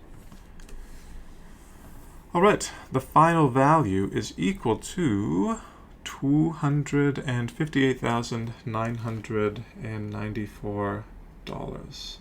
This is after 60 payments are made. Okay, is everything correct? Okay, so $258,994.34. How much is in the annuity? All right. So, final value is, let's write that out here, $258,994, and then we have 34 cents. All right. If you're wondering, hey, what is this negative? Does this mean that, like, he's over leveraged, he's gone into debt? I think the confusion, or maybe the difficulty, is this money flowing out, money flowing in. So the general convention, or at least sometimes the way that I express it, is the idea is that we have money coming towards us is positive, and then the money that is out of our pocket is negative.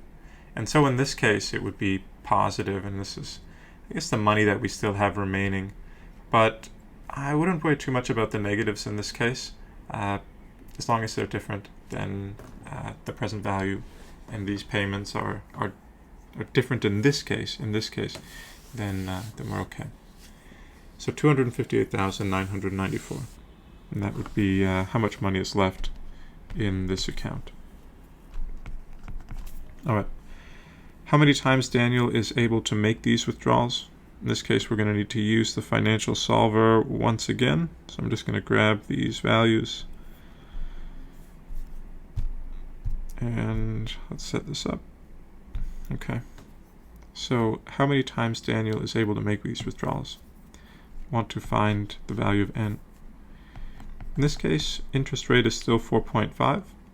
Present value, oops, I should bring these back.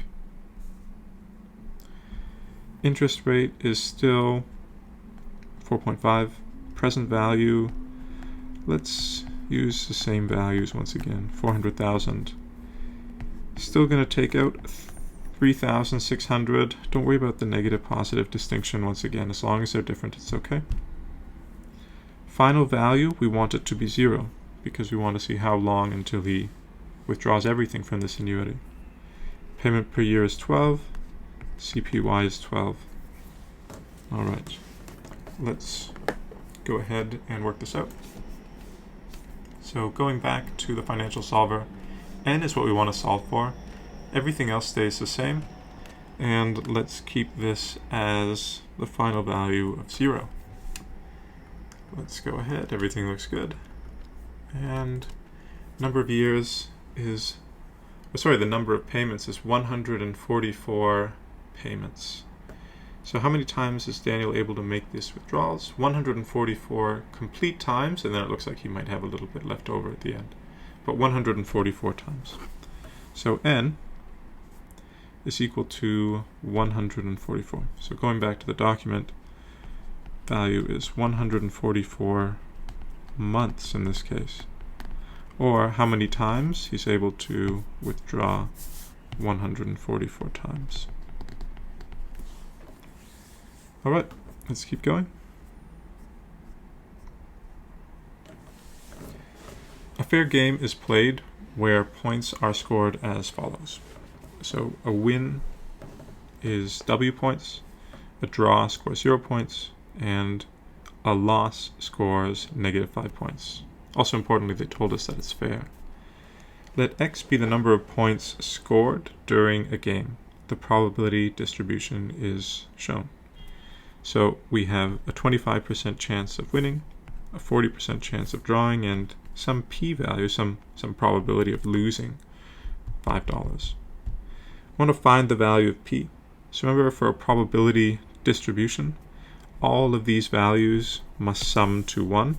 If this is the entire set of things that can happen, then the probability of at least one of these things happening has to equal 1, because this is our entire sample space in some sense. So let's go ahead and write that out. A is equal to, 0.25 plus 0.4 plus p has to equal 1. Remember, probability of 1 is 100%, it's certain, and it's certain that one of these things has to happen. 2-mark question, let's make sure to show process as well. You can end solve this or just work it out by using some algebra, and in this case p would be equal to 0.35. Okay. Let's go ahead and go to part B. The game is played 60 times. Find the expected number of losses. So let's go ahead. We know that p is equal to 0.35. So we know that the probability of losing is 35%, or it happens 35% of the time. We can actually write this out for expected value, or the average number of losses if we play 60 times. We can write this out as EX is equal to N times P. And just by intuition, we play 60 times, and roughly speaking, we would expect to lose 35% of the time. So of these 60 times, we would expect to lose, 35% of the time, and we would expect to lose, 35% of the 60 games. So 60 times 0.35 would give us 21. 2-mark question, so make sure to show some process. Simple intuition, 35% of the time we lose, we play 60 games, 35% of those 60 games we would lose. So 21 times we lose. Part C, calculate the value of W given that the game is fair. So when we're talking about when we're talking about a game being fair, what we're talking about is expected winnings are equal to 0, or we could say expected winnings equals expected losses. I think that's probably a better way to say it. So anytime our total value that we earn is going to equal to 0 because the winnings will balance out the losses. We have a formula in the formula booklet for this actually. Here it is actually, expected value. And it might look a little complex. Essentially the expected value is equal to the sum, remember this large Greek S, the sigma, the sum of all our individual values from 1 up into the kth value, and then this is the amount that we can expect to earn, and then this is the probability of occurrence. So in this case, let's find the expected value. We want the expected value to be equal to 0. Essentially, we want our winnings to balance out our losses, and our losses to balance out our winnings. And so both sides have an equal chance, and the game is fair. In this case, we're going to take the sum of all of those. They're kind of weighted average in some sense. So going back to our original, maybe I'll write it up here. Yeah, I think that's fine. We have a 25% chance of winning. We don't know what that is. So we have a 25% chance of winning W points. We have a 40% chance of winning 0 points. Don't really need to include that. Doesn't really add anything, but we can. And we also have a 35% chance of losing $5. We put -5. And we know a game is fair when the expected value is equal to 0. So what essentially we have is we want all of this to be equal to 0. And the question we're asking is, well, what is the value of points that we would need to win in order for our winnings to balance out our losses, or our expected overall return to be $0? And so in this case, we can actually end solve this, or work it out algebraically. I'm going to end solve this and bring it on the calculator. Menu, algebra, numerical solve. 0 is equal to 0.25 W. I can include this, but it's not really necessary because it's just being multiplied by 0. We had 0.35 times -5, and we want to solve for W. So that looks good. So what does this W need to be if it needs to balance out the 35% chance that we lose $5? And it looks like it needs to be $7. So going back to the document, W is equal to 7. So just to provide a little more intuition once again on this idea, there is a 35% chance that we lose $5, and a 40% chance that we don't come away with anything, and a 25% chance that we win some value of points. And overall, in the long run, we want the average number of points that we earn to be 0. That is to say, the 35% time we lose 5 points, even though we have a smaller chance of winning, we're going to need to earn a significant amount of points here to balance out this 35% chance of losing 5 points. And so we can think of this as a weighted average of sorts.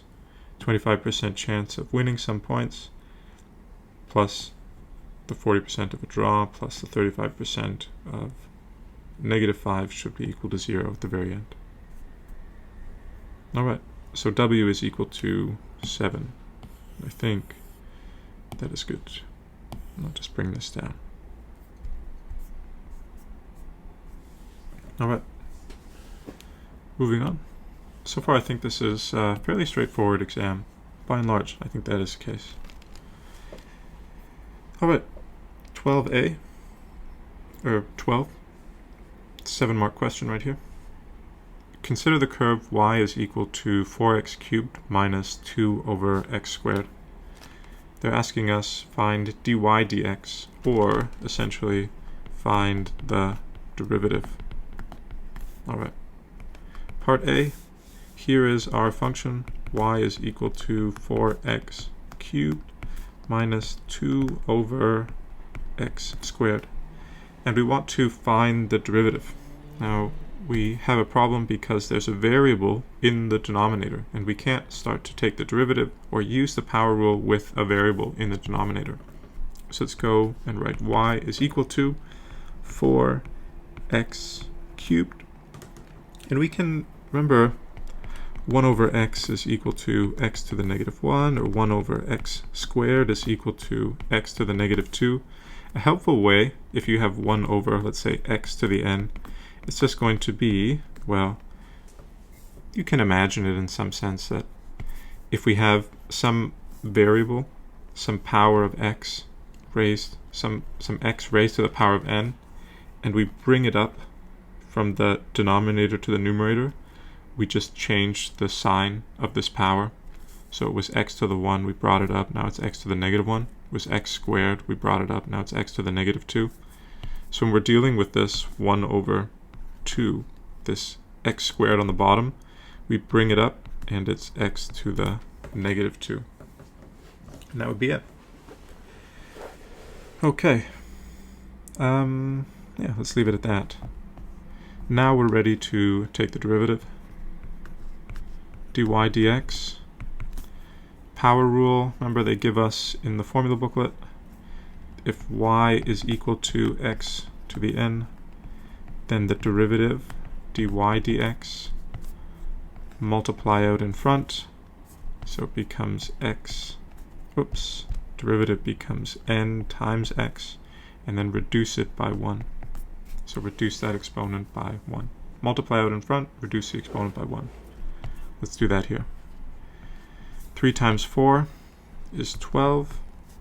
X cubed turns into x squared. Negative 2 times negative 2 turns into positive 4. X used to be negative 2, take 1 away, now it's negative 3. And that is our derivative. Okay. Good. I think that is it. I'm just wondering, in terms of this coefficient, if anyone's kind of wondering, this negative 2 over x squared is the same as negative 2 times 1 over x squared, which is the same as negative 2 times x to the negative 2. So we can treat it, this negative 2 here, as a coefficient, and we can bring it out in front, and we can treat just this variable, this rational equation, or this rational expression right here at the end just by itself. Alright, part B. Write down the gradient of the curve at x is equal to 1. So, what is essentially the slope of this function when x is equal to 1? So, remember our derivative tells us the instantaneous rate of change, or the slope of a line at a point. So if we have some function, I'll just maybe draw one out here. If we have some function, let's imagine it's some kind of cubic function like this. If x is equal to, let's say, 3, the derivative at any point tells us the slope of this function when, well, in this case, when x is equal to 3. So if we want to know the gradient of the curve when x is equal to 1, we can just plug in a value of 1 into our derivative, and then we can find the slope of a line at a point. So let's go ahead and do that. 12 1 squared plus 4 1 to the negative 3. This is going to be 12, 1 squared is just 1. Same with 1 to the negative 3 is just 1. And so we'll have a value of 16. And so what that is telling us is that when x is equal to 1, the slope of the line is equal to 16 at this point. This isn't actually what the function looks like, but just a rough idea to give you an example of what's going on. We've got some function. What's the slope at any given point? Well, when x is equal to 1, what is the slope? Here we would say it's 16. Alright, part C, find the equation of the normal to the curve at x is equal to 1. So I'm going to use this example right here. It's not what the function looks like, but it should be okay for a demonstration. So this right here is the tangent line. The normal to the curve is perpendicular to the tangent. That is to say, it occurs at a right angle. And in this case, we want to find the equation. We want to find the equation of this normal line. And so that means we're going to need to, find the values of m and b in our equation of a line. Okay, so 3-mark question. Remember, a good IB question leads into the next. They've just asked us to find the slope or the gradient of the curve at x equals 1. We found out it was 16. So what would be the slope of this perpendicular line? Well, if the slope of the tangent is 16, the slope of a perpendicular would be, remember, take 16, take this value, switch the top and the bottom, so 16 is the same as 16 over 1. Switch the top and the bottom, becomes 1 over 16, and multiply by a negative. And that is our slope of the normal line, this blue one right here. So, just for some process, m is equal to 16, m perp, negative 1 over 16. So we have 1 is equal to negative 1 over 16 x plus b. Now we just need to know what b is. So if we could find a point on the line, then we could substitute in for x and y, or y and x, and then we could solve. So in this case, what is a point that is both on this normal line and also on our original function? So this is the function right here. The function itself was y is equal to 4x cubed minus 2 over x squared. And so if we can plug in some value of x, we should find the corresponding y value. So let's go and look at our original function once again. Y is equal to 4x cubed minus 2 over x squared. And let's plug in a value of x is equal to 1. And let's find out what that y value would be. So remember, this function just relates x and y values. So if we can find an y value that corresponds with this x value, then we'll have a point on the line that we can then substitute. So in this case, when x is equal to 1, what does y equal to? We substitute x is equal to 1. We can solve this with a calculator. 4 minus 2, y is equal to 2. Summarizing once again, we've got some function which relates x and y values. We want to find the point, this coordinate point x and y, that lies on this normal line, because if we have a point on the line, we can substitute it and then find this unknown. A point that lies both on this normal line and on the function, well, that would occur when x is equal to 1. When x is equal to 1, if we can find that y value that corresponds, then we know a point on this normal line. X is equal to 1, when y is equal to 2, find that by substituting. And now we can find b, the y-intercept. So we know this. Y is equal to 2 when x is equal to 1. Here we can go ahead and end solve. Same 33. I'm going to work this out just by hand. 33 over 16. That would be okay as well. Okay. Yeah, you can of course just end solve this if you want. And it'll give you a decimal, and that would be perfectly fine for an examination as well. So the equation of a normal line, y is equal to negative 1 over 16, that's our slope, plus 33 over 16. And that would be it. That's the equation of the normal line. Alright, I think this is actually the last question. So by and large, I think a pretty straightforward examination. Alright, question 13. A type of bacteria reproduces by dividing in two every 10 minutes. There were 1,250 bacteria in a colony 10 minutes after the start of an experiment. The following table is used to estimate the number of bacteria, UN, for this colony. The values of UN form the terms of a sequence. As here we have term 1, 2, 3, the ninth term, the kth term, and corresponding values of time, and then the number of bacteria. They're asked to complete the table by adding the two missing values. So we see that the bacteria double every 10 minutes, and this is also given in this table. We see from 10 minutes to 20 minutes, we go from, well, 1,250 to 2,500. And essentially, we double the number of bacteria. And again, after another 10 minutes, they tell us that the number of bacteria doubles. And so anytime we multiply by one term to go to the next term, or anytime we multiply to go from one term to the next, then we're dealing with a geometric sequence. And that's exactly what we have here. So we can go to the formula booklet to find this, but we can also actually just write it out. Value of a given term is equal to the first term times common ratio raised to the power of n minus 1.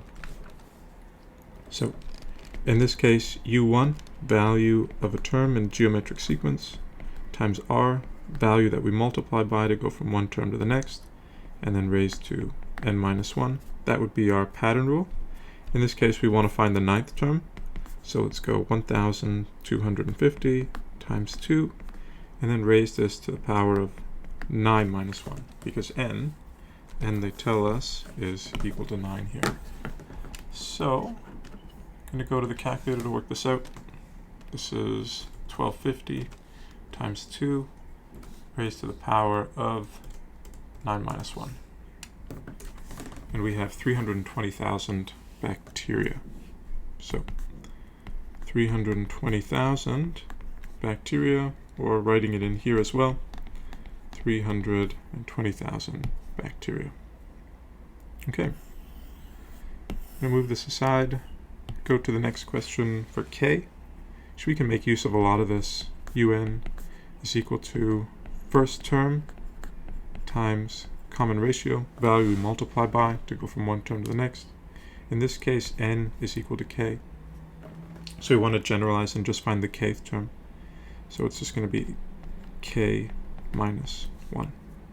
And that's going to be the value of, well, the kth term. 1,250 times 2 raised to the power of k minus 1.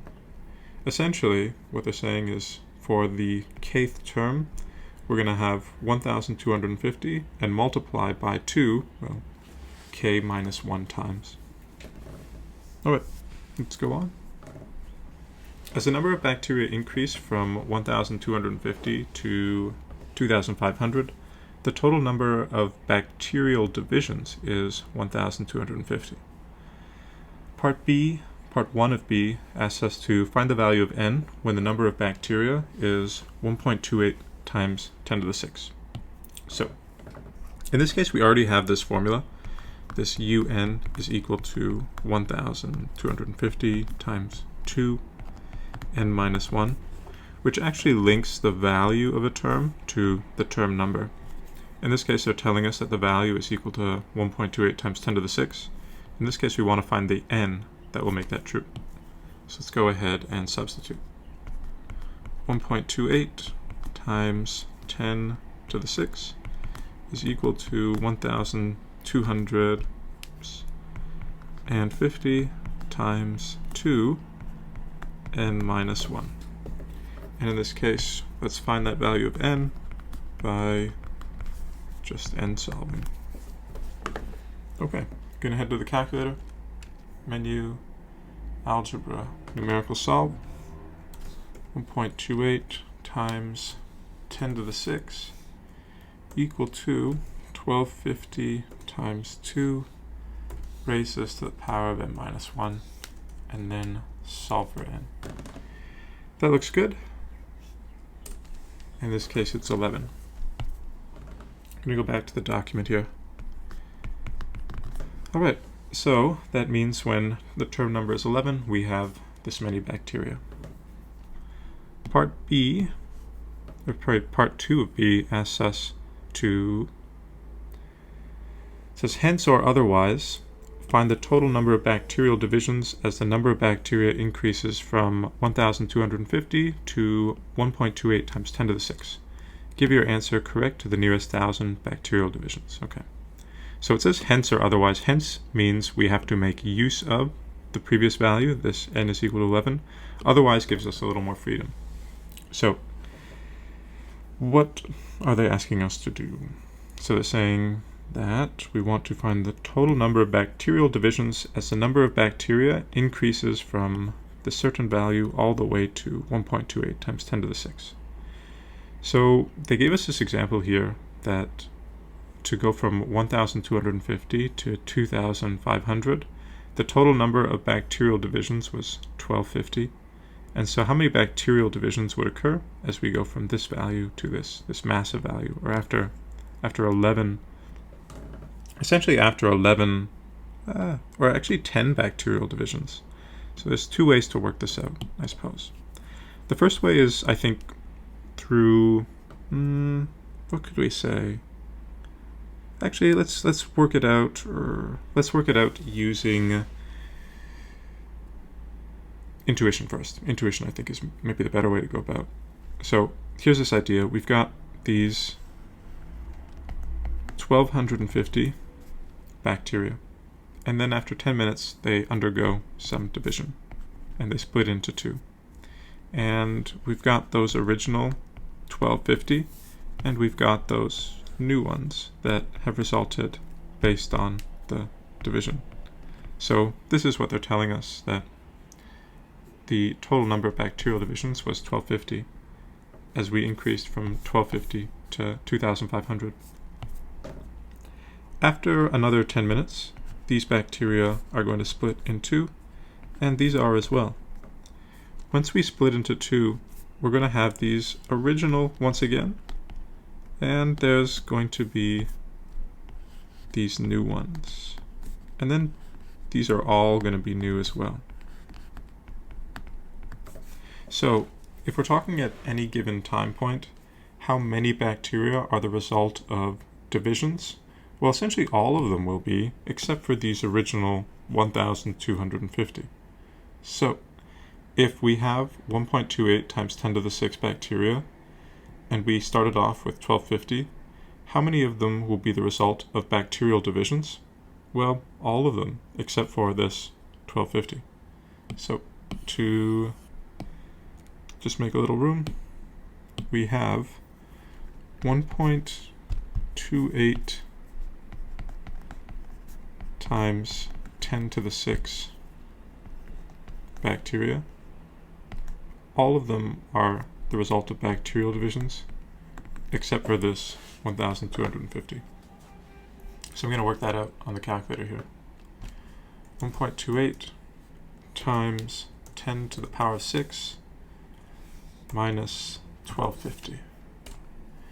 And so the answer is 1,278,750. I'm going to write that out. 278,750. They ask us to write it out to the nearest 1,000. So this is the thousandth column, 1,279. And that would be our answer. 1,279,000. Another way to work it out is using the sum formula, so the sum of a geometric sequence. And this one is potentially not as intuitive, but it's also a possible way to work it out. So the sum of the geometric sequence is given by Sn is equal to u1 times Rn minus 1 over R minus 1. And we know what u1 is, we know what R is, and n is the number of terms. So we know that we found out here when we were asked to find the value of n when the number of bacteria is 1.28 times 10 to the 6. We were told that there were, well, the value of n corresponded to 11. And so, in a sense, we can imagine that we start at 1 and then the 11th would be somewhere here, I suppose. And we know how many bacteria we have when n is equal to 11. But the question is, how many bacterial divisions do we have? And the number of bacterial divisions would be the sum of our bacteria up until that point. So the sum of a geometric sequence, we would be talking about an original 1,250. Common ratio is equal to 2, and n is the number of divisions that have occurred. And in this case, how many divisions have occurred from 1 to 11? Well, we would say 10 divisions have occurred. We want to find the sum of those 10 I guess, new divisions that have occurred ever since that original 1,250. So we don't want to find the sum of the first 11 terms. We want to find the sum of the first 10 in a sense, excluding that first 1250. And so we can write this as 2 minus 1. And then we can work that out on the calculator once again. So 1,250, that's our term 1. Let's open up a bracket, and we'll say 2 to the power of 10 minus 1, and then 2 minus 1,